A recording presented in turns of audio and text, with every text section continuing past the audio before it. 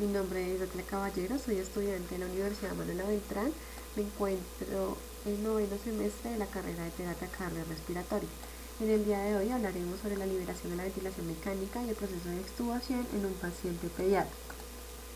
Como primera medida, se comprende que la ventilación mecánica es una terapia de soporte vital que busca mantener una adecuada ventilación alveolar con un intercambio gaseoso efectivo en pacientes críticamente enfermos. Se sabe que, según la literatura, la incidencia de pacientes que requieren ventilación mecánica varía entre el 30 y el 64%. Estos pacientes no se puede requerir que se disminuyan las complicaciones de la ventilación mecánica, ya que producen daño pulmonar, producen también neumonía asociada a la ventilación mecánica y una disfunción del ventrículo derecho. Además, se tienen en cuenta dos variables para poder hacerse una liberación de la ventilación mecánica, en donde se produce una reducción gradual de soporte respiratorio, asignado un tiempo de respiración espontánea que permite al paciente asumir la responsabilidad muscular y respiratoria de un intercambio gaseoso aceptable.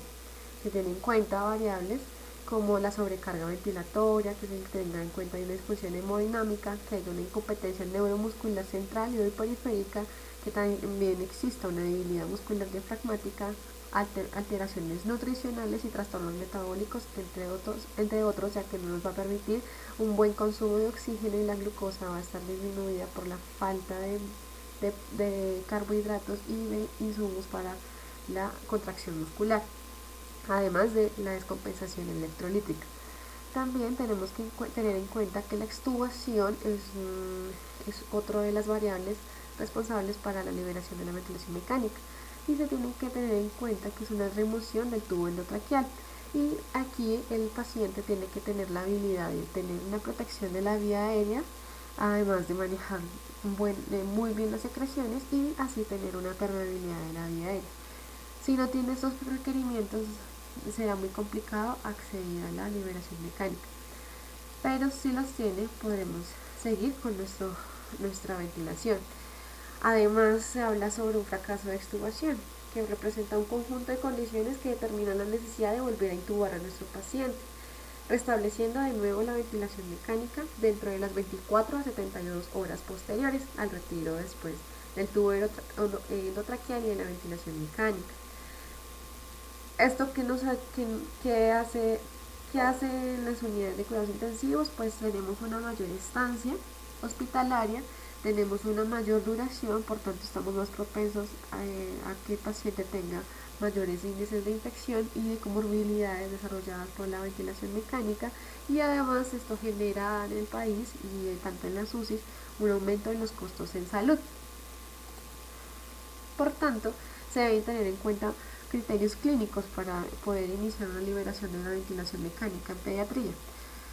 Según Valenzuela, en el artículo resalta estos criterios, en donde tenemos que la resolución o mejora de la causa se haya establecido, que haya mejorado, por la cual se intubó al paciente. Como segunda medida tenemos una estabilidad hemodinámica, ausencia o disminución progresiva de fármacos vasoactivos, que no tenga el requerimiento de que el paciente tenga que utilizar fármacos inotrópicos o inodilatadores para poder tener una función cardíaca y hemodinámicamente estable. Además, tenemos como tercera medida el nivel de conciencia adecuado, que tengamos un confort mayor o igual a 18 o que tengamos un Apgar mayor de 7. Y un Glasgow mayor de 7. Además, un esfuerzo respiratorio espontáneo, que nuestro paciente veamos en el ventilador que pueda asistir. También tengamos la suspensión de la sedación, que no tengamos relajantes musculares al menos durante 24 horas. También se encuentra ausencia de signos clínicos sobre la sepsis, que no tengamos fiebre, que no tengamos SIRS en nuestro paciente. Además, que el reflejo de la tos, que tenga una buena protección de la vía aérea. También tenemos una corrección de los equilibrios metabólicos y electrolíticos importantes para poder tener una adecuada contracción muscular y tengamos un intercambio gaseoso adecuado con un PIB menor de 8 o igual de 8 centímetros de agua, una FiO2 menor al 0.5%, según esa literatura, según el libro Cuidados en el paciente crítico.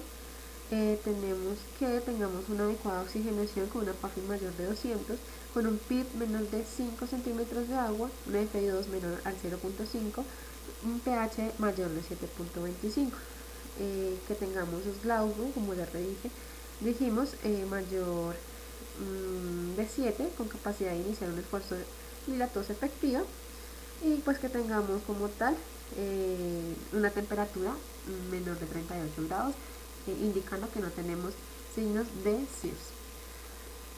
Este cuadro representa un proceso de retirada de la ventilación mecánica en pediatría, es del mismo autor y básicamente evalúa que la ventilación mecánica se inicia con una titulación de la sedación y de los relajantes neuromusculares, y esto se debe hacer una evaluación diaria.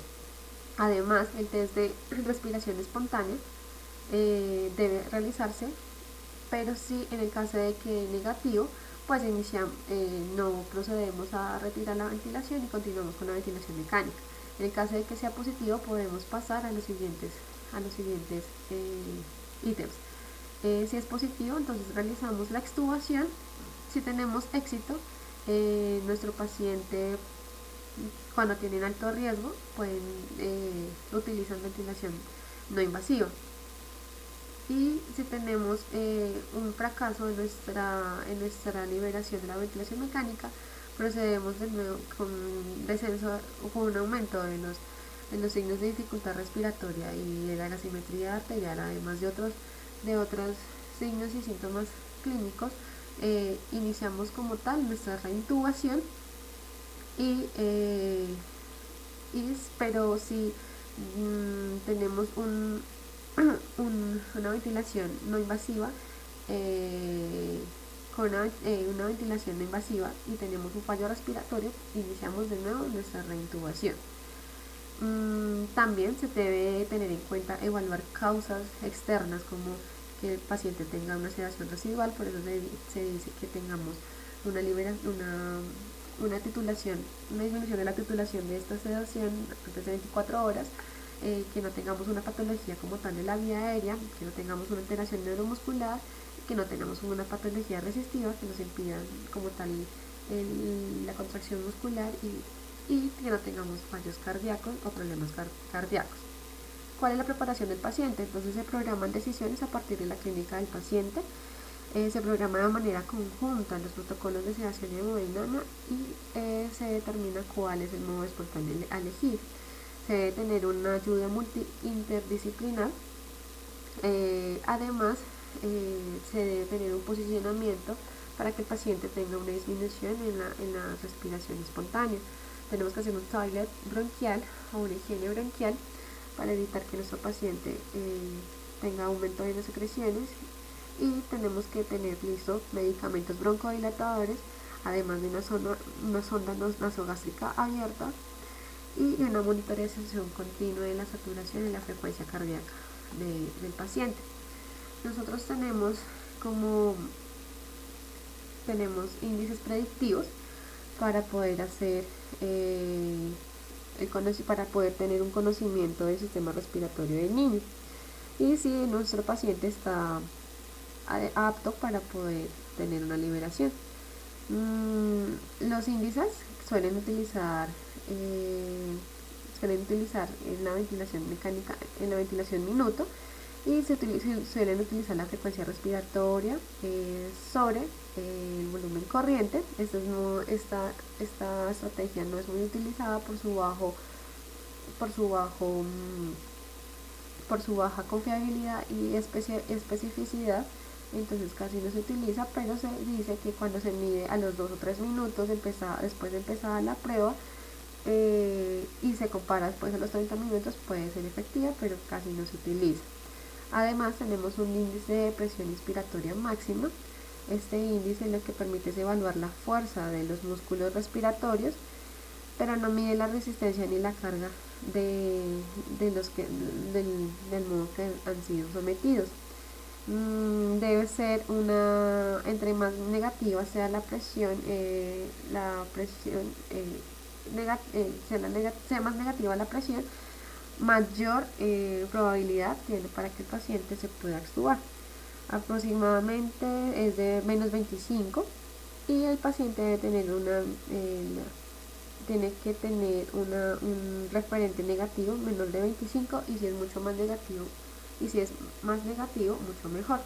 Además está el índice de presión respiratoria máxima. Esto tiene una mayor relación con el peso corporal, aunque cierto grupo de pacientes neurológicos pueden conformar como la capacidad toxígena que ellos presentan.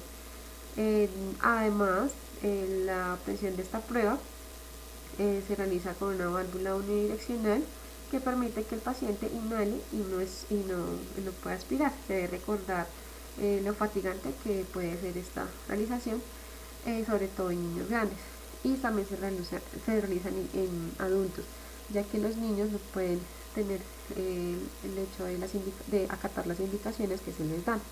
Y la última que se puede medir es la presión sub 0,1, y lo que va a medir es la presión ejercida por el esfuerzo del paciente en los primeros milisegundos y al comienzo de una inspiración, cuando la vía aérea está ocluida.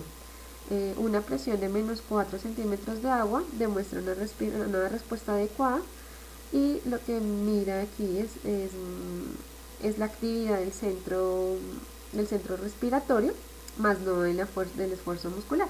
Eso es lo que quiere decir con estos índices predictores. De acuerdo a esos índices predictores, se continúa con los modos ventilatorios. Entonces, dependiendo de cómo esté la clínica del paciente y de acuerdo a cómo estén los indicadores los índices predictivos para la extubación y la liberación de la ventilación mecánica, se decide tomar los siguientes modos. Entonces tenemos una ventilación con presión de soporte, la cual asegura una menor duración del destete, ya que ayuda en la fase inspiratoria de nuestro paciente, y el paciente es el que toma la iniciativa de tener una ventilación espontánea. Tenemos también la ventilación invasiva, en donde se tienen 3 indicaciones diferentes, en donde que proporciona una extubación de pacientes que no toleran una prueba inicial del destete, garantiza que el paciente no se vaya a cansar, en pacientes que han sido extubados para desarrollar insuficiencia respiratoria aguda dentro de las 48 horas, y también se usa como uso profiláctico después de extubar pacientes con alto riesgo de reintubación pero que no presenten insuficiencia respiratoria aguda. No hay evidencia para recomendar la ventilación no invasiva de forma general, pero suele ser útil en pacientes con esta insuficiencia respiratoria pero con hipercapnia. Tenemos también una presión positiva continua en la vía aérea, y si esta presión positiva no mejora no mejora la clínica del paciente dentro de las 6 horas, se decide volver a reintubar al paciente por su decaimiento de la ventilación mecánica. También los nuevos ventiladores tienen esta opción, la compensación automática del tubo, en donde dice cuál es el porcentaje que nos va a ayudar a que el tubo se haga de cuenta que no esté ahí, y tiene las opciones para decir si tenemos tracostomía o tenemos tubo endotraqueal. Además tenemos una ventilación proporcional asistida, que lo que nos va a ayudar aquí es a disminuir como tal la presión soporte, y el ventilador nos dirá en qué momento el paciente está listo para extubar y se titulará solo la presión soporte. De aquí se pueden escoger los modos y se pueden determinar si el paciente continúa con soporte o no, o si se decide volver a reintubar. Estos modos ventilatorios lo que deben brindar son un equilibrio entre la capacidad del sistema respiratorio y la carga respiratoria que ellos tienen. Además, deben favorecer la disminución de la atrofia del diafragma y deben ayudar como tal al proceso del destete. Muchísimas gracias, la angiografía.